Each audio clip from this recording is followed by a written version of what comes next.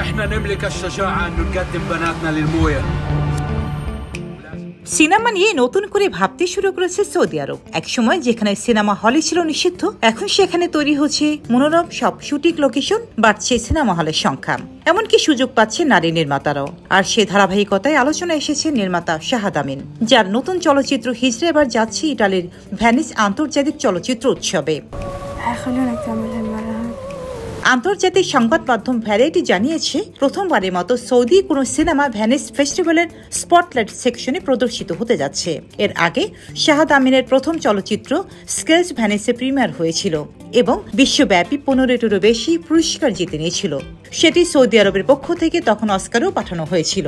নতুন সিনেমা হিজড়া নির্মাণ ছিল নির্মাতার কাছে ভীষণ চ্যালেঞ্জিং। তিনি বলেন, আমরা দূরবর্তী অঞ্চল আর শহরে শুটিং করেছি। এই গল্প বলা আমাদের কাছে খুব জরুরি ছিল, কারণ এখানে সৌদি নারীদের প্রজন্ম ভিত্তিক জীবন আর অভিজ্ঞতা উঠে এসেছে।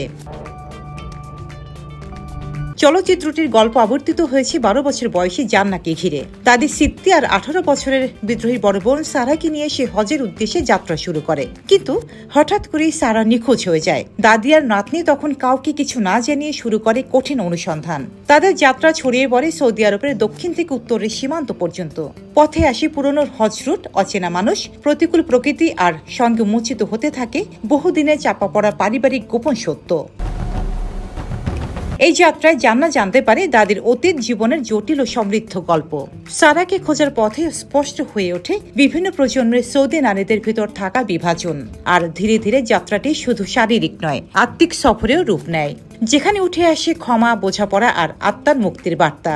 হিজড়াতে অভিনয় করেছেন খাইরিয়া নাথমি, নওয়াফ আল দাফিরি, লামার ফাদান এবং বারা আলেম। ছবিটির আন্তর্জাতিক পরিবেশনার দায়িত্ব নিয়েছে ইরাকের স্বাধীন চলচ্চিত্র কেন্দ্র। সিনেমা প্রেমীদের কাছে এই চলচ্চিত্র শুধু একটি গল্প নয়, এটি সৌদি নারীদের অভিজ্ঞতা, পারিবারিক সম্পর্ক আর আত্মিক মুক্তির প্রতিচ্ছবি। একসময় রক্ষণশীল সৌদি আরব থেকে বিশ্বমানের চলচ্চিত্র উৎসব পর্যন্ত পৌঁছানো, এটা যে মধ্যপ্রাচ্যের সিনেমার জন্য এক নতুন অধ্যায় তা বলাই যায়।